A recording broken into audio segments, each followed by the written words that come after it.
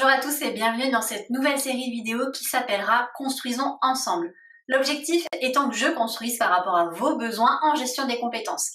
Aujourd'hui, on va commencer simplement avec le plan de développement des compétences, c'est-à-dire comment construire un outil adapté pour suivre votre plan de développement des compétences.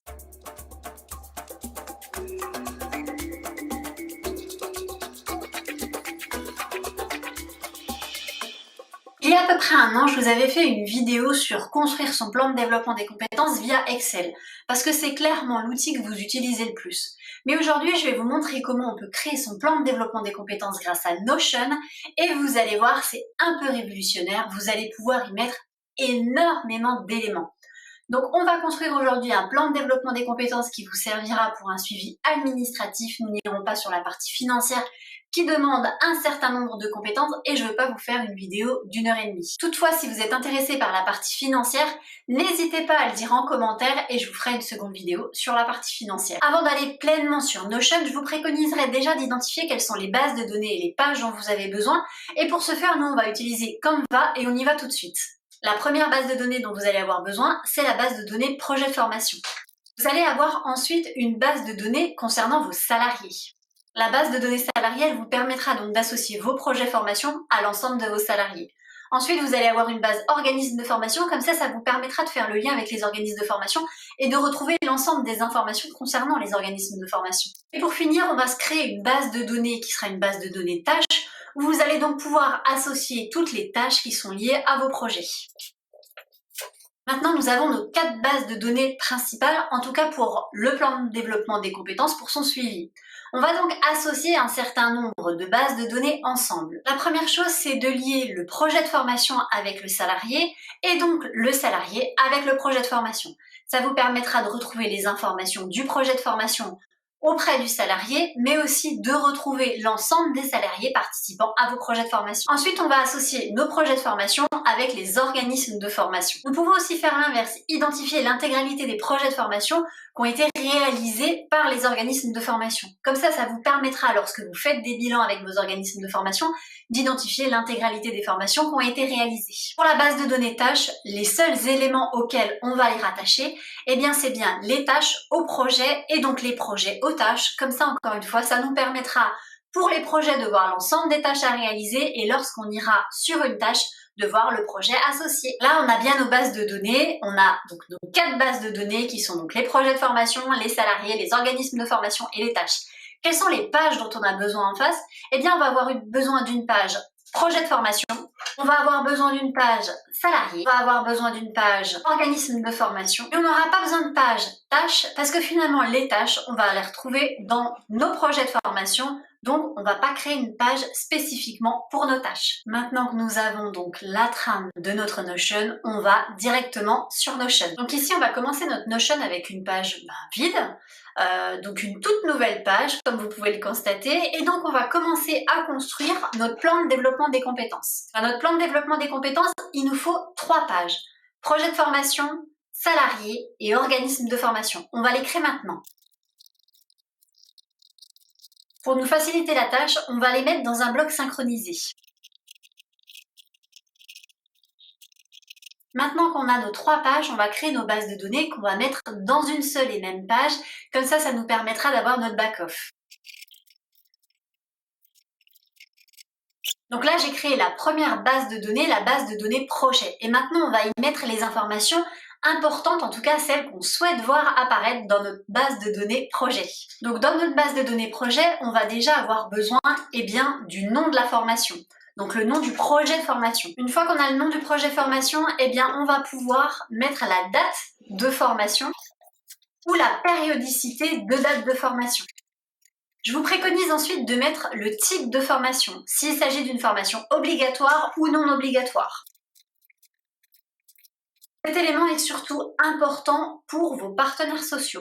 Ensuite, vous allez pouvoir préciser où est-ce que vous en êtes administrativement dans le traitement de vos dossiers. Donc là, on va modifier la propriété et donc on va mettre traitement du dossier. Il sera donc à créer, réaliser la demande de prise en charge, réaliser la demande de remboursement et vérifier les fonds. Je vous préconiserais aussi de mettre si le dossier a été validé ou s'il est en attente de validation ou si c'est simplement à l'état de projet. Ça vous permettra de distinguer les demandes que vous avez eues au départ et celles qui deviennent réellement des projets et celles qui ne le sont toujours pas. Je vous préconise de mettre 4 niveaux, validés par la direction, en cours de validation, en attente et un projet qui ne soit pas validé. Et donc vous allez vraiment pouvoir suivre ensuite les projets qui sont validés, ceux qui sont en cours de validation ou ceux qui n'ont pas du tout été validés par votre direction. Et le dernier point, c'est qui est-ce qui traite ce dossier. Sur Notion, vous allez pouvoir partager ces informations et donc je vous préconiserais de mettre en fonction de votre organisation, de mettre quelles sont les personnes donc qui vont gérer ce projet-là si vous êtes plusieurs à les gérer. Et donc, on a la possibilité de rattacher des personnes. Voilà, on a notre base de données projet avec nos noms de projet, nos dates de formation, nos types de formation, le traitement du dossier, la validation du projet et les personnes qui sont associées au projet. Ça, c'est pour notre première base de données. Notre seconde base de données, eh bien, on va y mettre les salariés. Les salariés, vous allez mettre leur nom, leur prénom, leur CSP. Si vous êtes une structure d'insertion par l'activité économique, mettez bien si c'est des permanents ou des salariés en parcours. Et pour finir, je vous conseillerais aussi le nom du poste. Là, vous mettez les CSP qui sont rattachés à votre organisation. Comme je vous le disais, pour les structures insertion, n'hésitez pas à ajouter donc une sélection permanent insertion. Et là, vous allez pouvoir mettre s'il s'agit de permanent ou de salariés en parcours. On continue avec nos bases de données, on va créer une base de données organisme de formation. Dans la base de données organisme de formation, on a besoin du nom de l'organisme de formation, des thématiques qu'il réalise. Ça nous permettra ensuite donc de faire des tris par rapport aux thématiques dont on a besoin. Et vous pouvez rajouter autant de thématiques que vous le souhaitez. Pour la base de données organisme de formation, c'est assez simple. Et ensuite, on va aller à la base de données tâches. Notre base de données tâches, on va avoir besoin du nom de la tâche, de la date de la tâche et de là où on en est dans notre tâche. Donc là, on a notre base de données tâches avec le nom de la tâche, la date de réalisation. Je vous ai ajouté des deadlines parce que des fois, c'est important de mettre les deadlines et vous allez voir comme on peut les voir sur le calendrier, faut pas hésiter à les mettre. Et ensuite, l'état de la tâche sous un format de case à cocher. On pourrait tout à fait faire en cours, non commencé, en cours, pardon, et finalisé. Moi, je suis plutôt case à cocher, mais vous pouvez tout à fait changer le modèle. Il vous suffira d'aller, hop, sur état de la tâche, modifier la propriété et ensuite ici en type d'affichage, mettez sélectionné et donc là vous allez pouvoir avoir donc non commencé, en cours et réalisé et bien sûr vous pouvez les mettre en français. On a donc nos 4 bases de données, projet de formation, salarié, organisme de formation et tâches. Maintenant, on va les associer entre elles. Pour les projets de formation, je vous disais, ce qui nous importe, c'est aussi donc quel est le salarié qui s'y rattache. Et donc, on va aller chercher une relation avec la table salarié. Et donc, on va afficher aussi dans les salariés, comme ça nous permettra d'avoir cette double relation. Là, on a nos salariés. Sur la base de données projet de formation, on s'était dit aussi qu'on allait ajouter. Sur la base de données formation, on s'était dit qu'on allait aussi ajouter les organismes de formation et les tâches. Et c'est ce qu'on va faire tout de suite. Organisme de formation, on l'associe dans les deux sens à nouveau pour faire nos bilans avec nos prestataires de formation. Et pour finir, on va ajouter notre base de données tâches. Donc là, on a l'intégralité de nos bases de données qui sont donc liées, puisqu'on les liait surtout au projet de formation. Avant d'aller plus loin, si vous vous en sortez pas avec la création de votre plan de développement des compétences sur Notion ou vous souhaitez vraiment quelque chose de très précis, n'hésitez pas à consulter les formations que je réalise sur Notion. N'hésitez pas aussi à consulter les templates qui existent déjà et qui sont à votre disposition.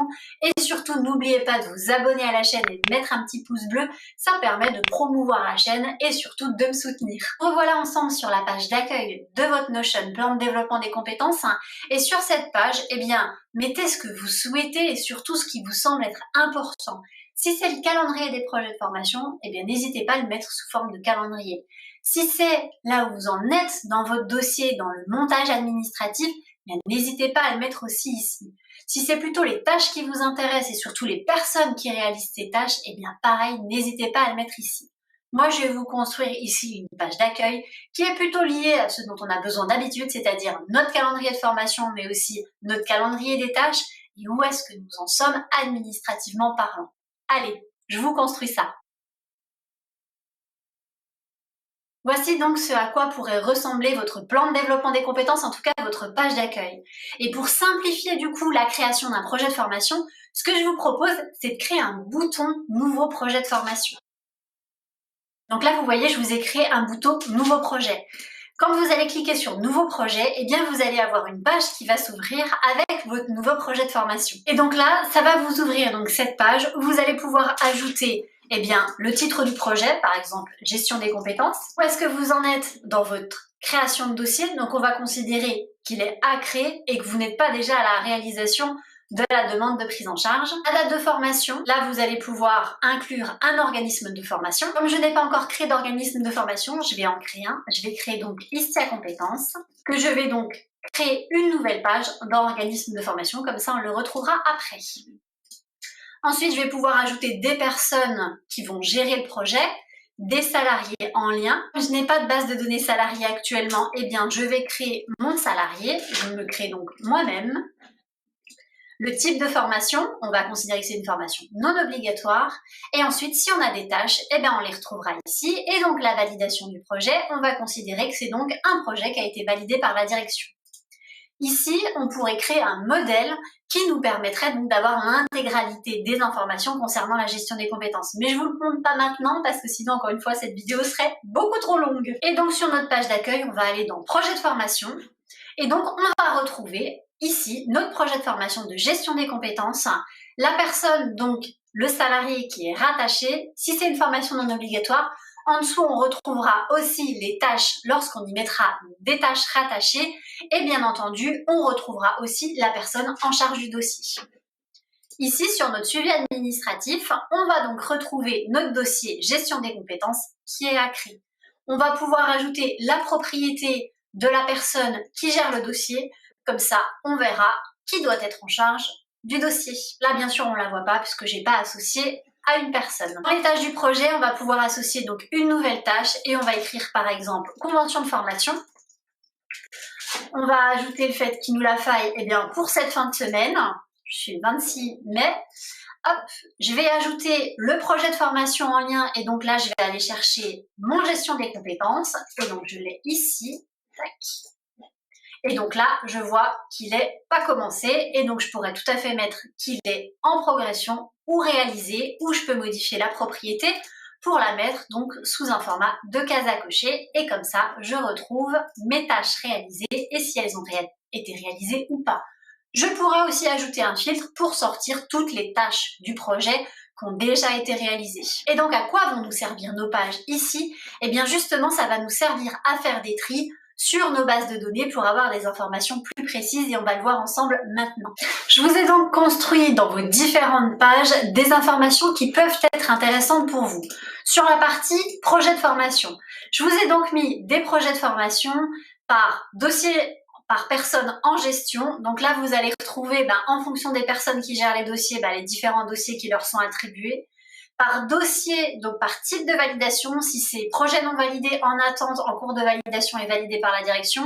Et les tâches par projet, c'est-à-dire que là, vous allez retrouver en sous-groupe les projets et donc leur degré d'avancement. Et vous allez retrouver aussi, mais là on ne le voit pas parce que j'ai associé personne, vous allez retrouver en propriété les personnes qui sont en charge du dossier. Ça vous permettra de savoir où est-ce que vous en êtes. Ensuite, pour la partie salarié, je vous ai juste fait un tri par CSP, mais vous pouvez faire beaucoup plus de tri. Et surtout, vous pouvez créer des modèles dans le dossier du salarié. Ici, par exemple, comme ça vous permettra donc d'identifier l'intégralité des formations qu'il a réalisées. Et ça, c'est plutôt pas mal pour la partie entretien professionnel. Il est sur le modèle payant du Notion plan de développement des compétences que je vous ai créé. N'hésitez pas à aller jeter un coup d'œil. Et pour finir, la partie organisme de formation. Et là, encore une fois, j'ai fait qu'un tri par thématique. Vous allez pouvoir donc glisser vos organismes de formation d'une thématique à une autre, par exemple. N'hésitez pas donc à marquer l'intégralité de vos organismes de formation et surtout l'intégralité des compétences qu'ils ont donc par thématique. Ça vous permettra de les retrouver assez rapidement. Je vous préconise aussi de mettre un lien vers leur site internet, comme ça encore une fois vous allez les trouver rapidement. Et dans le modèle, là je vous en crée pas parce qu'encore une fois ça prendrait beaucoup trop de temps, mais dans le modèle, vous pouvez faire un lien aussi vers une base de données contact et donc vous aurez l'intégralité des contacts de vos prestataires de formation assez rapidement que vous allez pouvoir partager à l'ensemble des personnes en charge du plan de développement des compétences. Voici pour le template plan de développement des compétences. N'hésitez pas à le télécharger en barre de description.